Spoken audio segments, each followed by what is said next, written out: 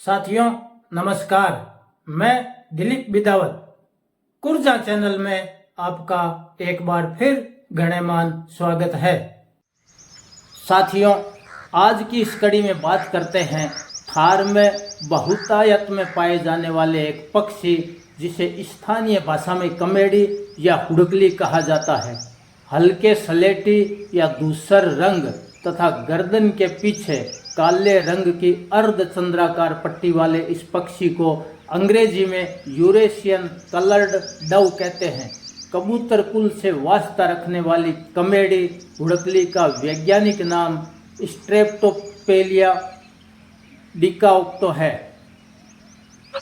थार में दोपहर की प्रचंड गर्मी साए साए चलती गर्म हवाओं के बीच जब जीवन कुछ समय के लिए थम सा जाता है, सभी पक्षी और जीव जंतु झाड़ियों वृक्षों में दुबक जाते हैं। सन्नाटे के बीच खेजड़ी, जाल, रोहिड़ा आदि वृक्षों के बीच एक मधुर आवाज सुनाई देती है, कूं कूं कूं। यह कमेडी हुड़कली की आवाज है जो तपते रेगिस्तान में अपनी सक्रिय उपस्थिति का आभास कराती है। मानव बस्तियों, खेतों, ढाणियों, अनाज मंडियों, गोदामों और शहरों में वृक्षों के अलावा बिजली के तारों पर बैठी दिखने वाली यह चिड़िया शाकाहारी है। अनाज के दाने, थार में उगने वाली वनस्पतियों के बीज खाती है। जंगली पौधों के बीज खाकर यह थार की वनस्पतियों के वंश की वृद्धि करती है। दूसरी तरफ यह थार की जैव विविधता खाद्य श्रृंखला के लिए भी अहम है। शिकरा, उल्लू, बाज, चील, बिल्ली, सांप, गोह जैसे मांसाहारी जीव हुड़कली को अपना भोजन बनाते हैं। इस प्रकार कमेडी थार के पारिस्थितिकी तंत्र संतुलन में महत्वपूर्ण योगदान करती है। आकार में कबूतर से थोड़ी छोटी दिखने वाली कमेडी की लंबाई लगभग 30 से 33 सेंटीमीटर, पंखों का फैलाव 45 से 55 सेंटीमीटर तथा वजन 150 से 200 ग्राम के लगभग होता है। प्रजनन के समय यह अपना घोंसला वृक्षों की टहनियों पर बनाती है। इसका प्रजनन काल सामान्यतः पूरे वर्ष रहता है। साल में कई बार प्रजनन करती है। अनुकूल परिस्थितियों में साल में 3 से 4 बार। मादा सफ़ेद रंग के 2 अंडे देती है। 14 से 16 दिनों बाद चूजे अंडों से बाहर आ जाते हैं। उड़ने योग्य होने में बच्चों को 17 से 20 दिन लगते हैं। मादा अंडों की सुरक्षा करती है। आमतौर पर कौवे, बाज आदि अंडों चूजों को खा जाते हैं। कई बार कौवे तथा कमेडी की लड़ाई को देखा जाता है। कौवा घोंसले के पास आता है तब उसे पंखों से फटकार मारकर दूर भगाती है। थार में हुड़कली को शांति और सौभाग्य का प्रतीक माना जाता है। यह शाकाहारी तथा अपनी सुरक्षा के अतिरिक्त किसी जीव पर हमला नहीं करती। लोक मान्यता के अनुसार घर के पास घोंसला बनाना शुभ संकेत माना जाता है। यह भी कहा जाता है कि कमेडी घर के पास रहे तो सुख शांति रहती है। पूर्वज कमेडी के बोलने की ध्वनि से मौसम का अनुमान लगाते थे। आजकल आधुनिक शोर शराबे में कमेडी सहित अन्य पक्षियों की आवाज़ें सुनाई नहीं देती।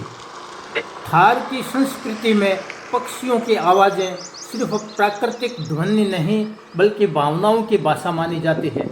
कमेडी अपनी मधुर वाणी के कारण लोक गीतों में विरह, प्रतीक्षा और शांति का प्रतीक बन गई। राजस्थानी लोकगीतों में नायिका अपने पिया की राह देखती हुई कहती है, कमेडी बोले खेजड़ी पर मारो मन रोवे साथ। इसी प्रकार कहते हैं कि आंगन में बैठी हुड़कली घर में आवे सुख शांति। डंक बढ़ली के दोहों में भी कमेडी रची बसी है। कमेडी कूके कंठ में बदरा घिर आवे, डंक बढ़ली कहे सुनो सावन सु सरसावे। इसी तरह की एक पंक्ति है, कमेडी कूके कंठ में बदरा घिरता जाए, डंक बढ़ली बात कहे सावन में सुख छाए।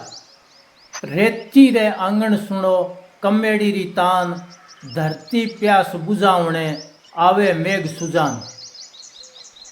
खेत किनारे बोरडी बैठी कमेड़ी बोले, डंक बडड़ी शू कहे, जोहड़ तालाब हिलोड़े।